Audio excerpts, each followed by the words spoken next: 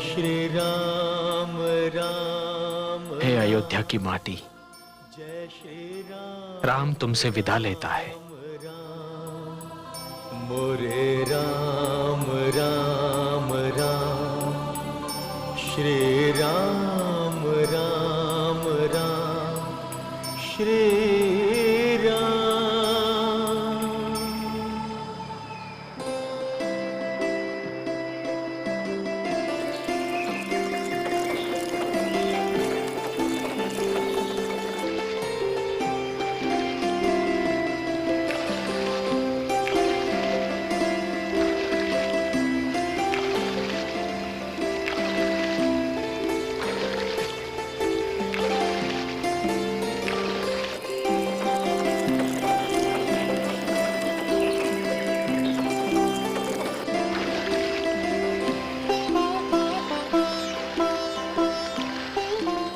शीघ्र चलाओ सारथी, शीघ्र चलाओ, हमें अयोध्या शीघ्र ही पहुंचना है।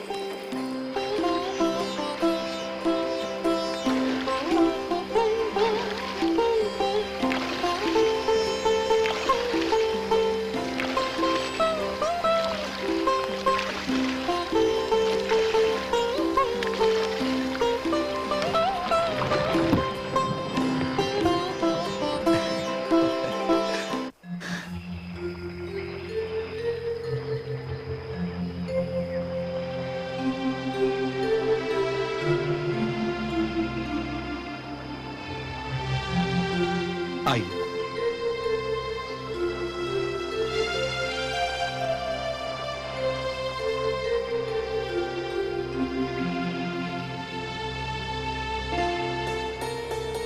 निषाद राज, मैं किन शब्दों में आपको धन्यवाद दूं? आपने हमें पार उतार दिया। किंतु मुझे खेद है निषाद राज कि आपको देने के लिए मेरे पास कुछ भी नहीं है। हम राजभवन से कुछ भी नहीं लाए। अब हम आपको उतराई कैसे दें? हे श्री राम, आपने अपने पांव पखारने दिए, मुझे सब कुछ मिल गया। अब मुझे किसी वस्तु की आवश्यकता ही नहीं रही। मुझे संसार का सबसे बहुमूल्य धन मिल गया। किंतु वो तो आपका स्नेह था। आपको अपने परिश्रम का मूल्य तो मिलना चाहिए। हे पतित पावन, आप मेरे घाट आए, मैंने आपको घाट पार करा दिया। जब मैं आपके घाट पहुंचूं, तो मुझे भवसागर पार करा दीजिएगा। मैं समझूंगा मेरे जीवन भर के परिश्रम का मूल्य मिल गया। महामंत्री, आपका भी कोटि कोटि धन्यवाद। आप हमें यहां तक छोड़ने चले आए। आपने अपना धर्म निभा लिया। अब आप अयोध्या लौट जाएं। मैंने अपना धर्म नहीं निभाया श्री राम। वो तो तब पूर्ण होगा जब मैं अयोध्या नरेश महाराज दशरथ का संदेश आपको सुना दूंगा। क्या है पिताश्री का संदेश? अयोध्या नरेश ने आपको संदेश और मुझे आदेश दिया है कि आप सब गंगा पार करके मेरे साथ अयोध्या लौट चलिए।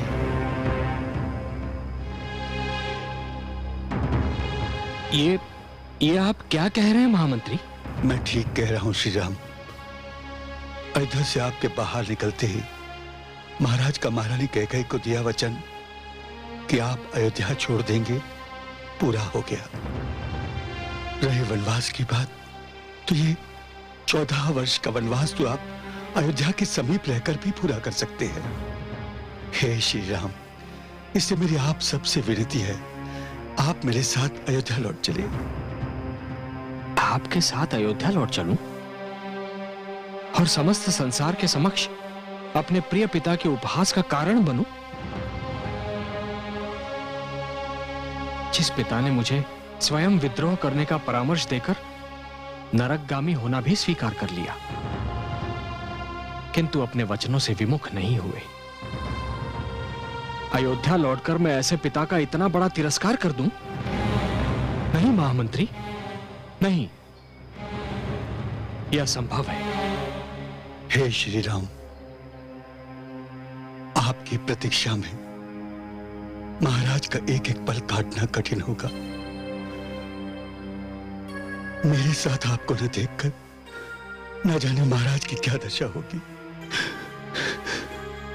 उनके लिए तो आग जब खाना भी कठिन होगा। महामंत्री, आप पिताश्री तक मेरा यह संदेश पहुंचाने की कृपा कीजिए कि यदि वो चाहे तो मुझसे मिलने वन में आ सकते हैं। हे श्री राम, महाराज की जो दशा है उसको देखते हुए कदाचित आप तक पहुंचने से। हाँ मंत्री, अपने पिता की दशा की कल्पना करते ही मेरा मन व्याकुल हो जाता है, कांप उठता है। किंतु मैं विवश हूं महामंत्री, विवश हूं मैं।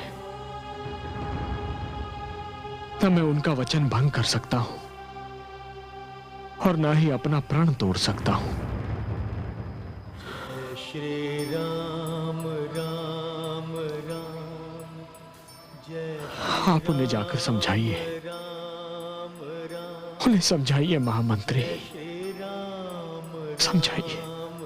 आपकी आज्ञा से विमुख होने का मुझ में साहस नहीं है, किंतु महाराज के प्राण केवल आपके दर्शन के लिए अटके हुए हैं। यदि पुत्र प्रेम की यही आहुति एक पिता को देनी है और यदि यही नियति का लेख भी है तो राम भी इस पीड़ा को आजीवन सहेगा। किंतु 14 वर्षों से पूर्व मेरे अयोध्या लौटने का प्रश्न ही नहीं उठता महामंत्री। महामंत्री, मैं जानता हूं कि समय की तुला के पलड़ों में से एक में मेरे पिता के प्राण हैं और दूसरे में उनका प्रण। और मेरे लिए मेरे पिता के प्रण के सम्मान से अधिक कोई वस्तु महत्वपूर्ण नहीं है।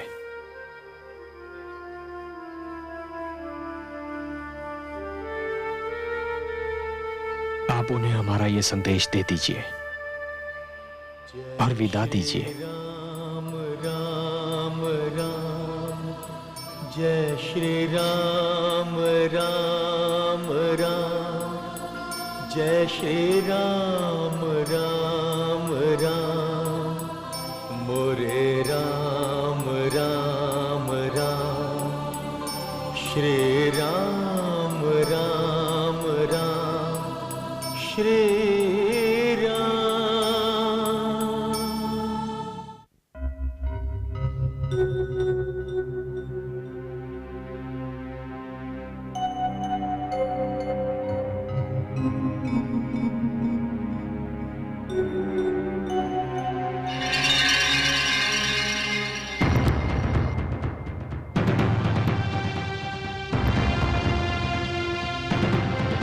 आंखें मत चुराओ कैकेयी, मेरी आंखों में देखो।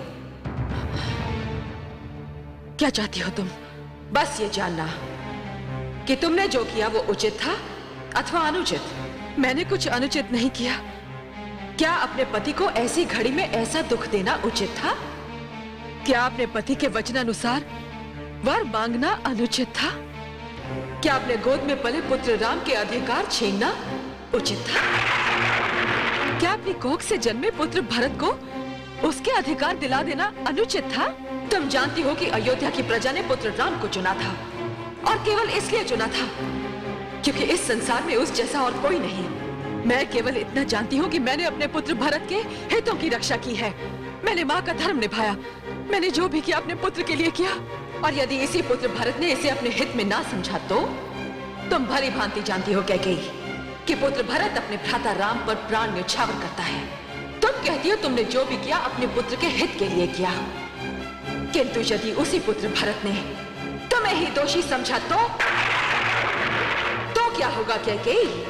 तुमने उस परिवार की एकता भंग की है जिसकी एकता की संसार सौगंध देता था।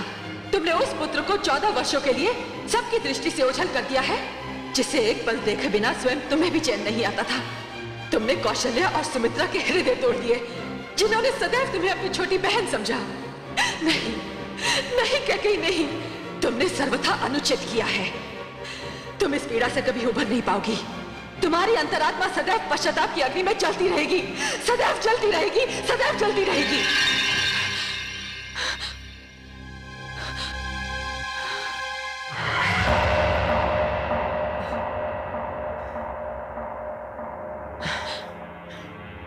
पुत्री,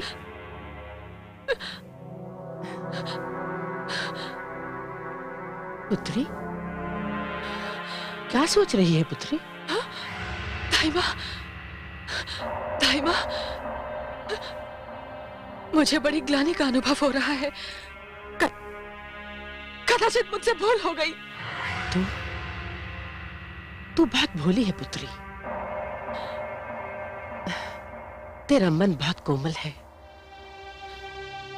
तुझसे कोई भूल नहीं हुई। विश्वास कर, तूने जो किया वो तेरा अधिकार था, और अपना अधिकार पा लेना कोई अपराध नहीं। देख, मैं तुझे दिखाने के लिए क्या लाई हूं।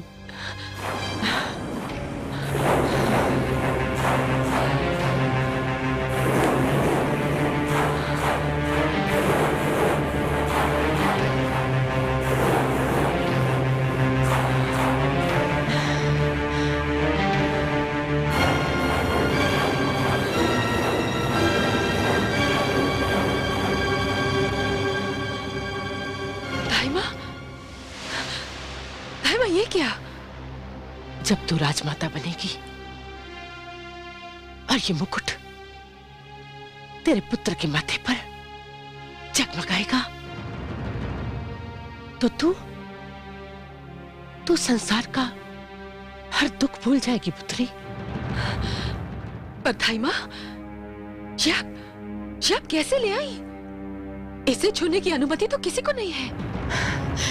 मुझे है, क्योंकि मैं अयोध्या की राजमाता की धाई मां हूं, और कोई मुझसे कुछ पूछने का साहस नहीं रखता, साहस नहीं रखता।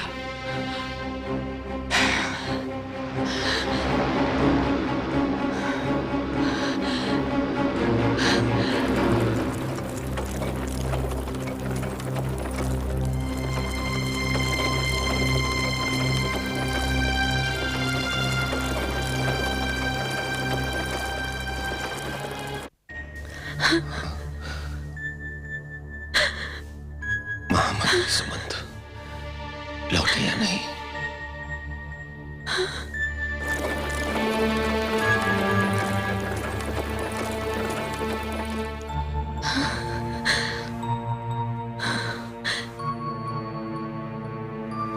महाराज,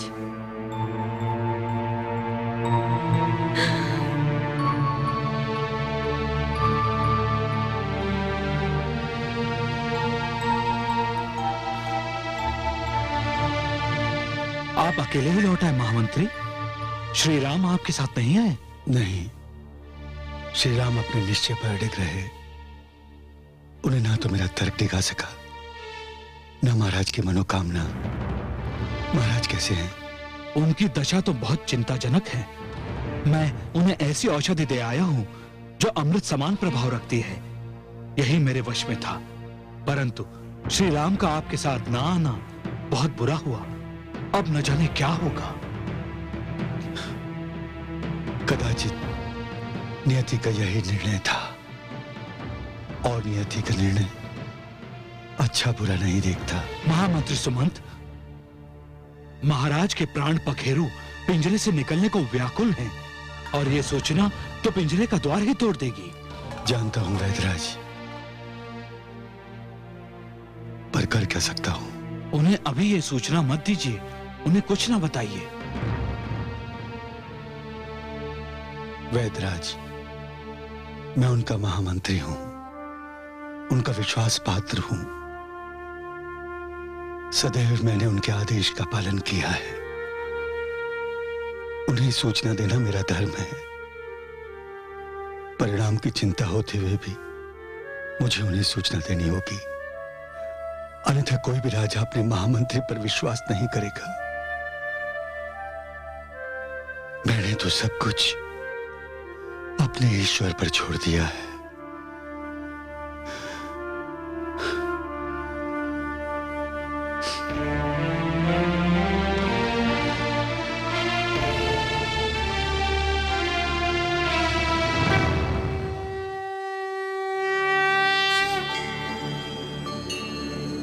देवाधिदेव, मैं आपकी इतनी गंभीर मुद्रा का कारण जानती हूं। आज धरती पर एक युग का समापन हो रहा है। एक महापुरुष अपने जीवन की अंतिम घड़ियां गिन रहा है। देवी, धरती पर जीवन और मृत्यु बाहों में बाहें डालकर विचरण करते हैं। कभी एक आगे होता है तो कभी दूसरा। धरती पर दीपक जलता है बुझ जाने के लिए, पुष्प खिलते हैं मुरझाने के लिए, और जन्म होता है मृत्यु के लिए। महाराज दशरथ ने 10 दिशाओं में रथ दौड़ाकर असुरों का वध किया था, तभी तो उन्हें दशरथ कहा जाता था। और ये महान कार्य उन्होंने अपने ही बल पर पूरा किया था। ना तो उनके साथ इंद्रदेव थे, ना वरुण देव और ना ही अग्निदेव। महाराज दशरथ जैसे महावीर इस धरती पर कम ही जन्म लेते हैं। यही तो कारण था जब भगवान ने निश्चय किया कि मानव चरित्र की व्याख्या करने के लिए, मानव मर्यादा की परिभाषा बताने के लिए, मानव के समक्ष एक आदर्श रखने के लिए वे स्वयं मानव रूप में जन्म लेंगे। तब उन्होंने महाराज दशरथ के ही घर को चुना। जिस घर में इतनी महान घटना घटे उसे उसका कुछ तो मूल चुका नहीं होता है। किंतु कहीं ये श्रवण कुमार के माता पिता के शाप का परिणाम तो नहीं है? वो तो मात्र एक बहाना था देवी। यदि वो घटना नहीं घटती तो कुछ और होता। जीवन को एक दिन अपने अंत तक तो पहुंचना ही होता है। महाराज दशरथ की जीवन यात्रा का अंत इसी प्रकार होना था।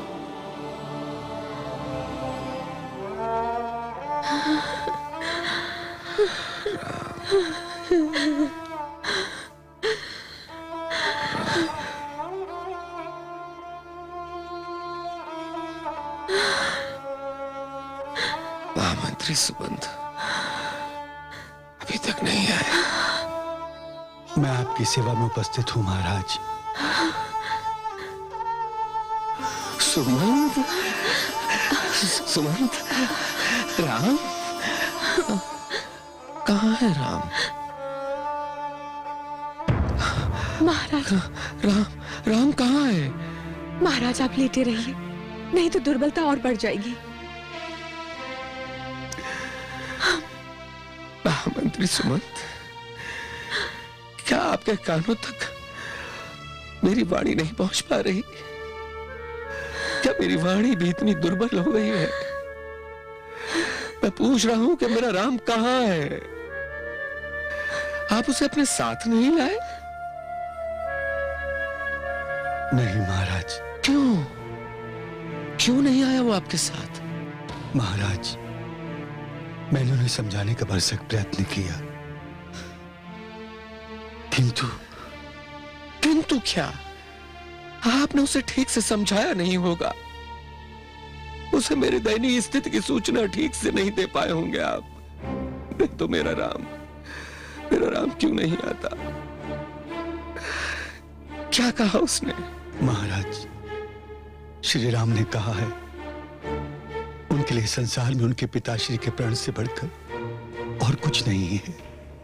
वो महारानी कैकेयी को दिए गए आपके प्रण को पूरा किए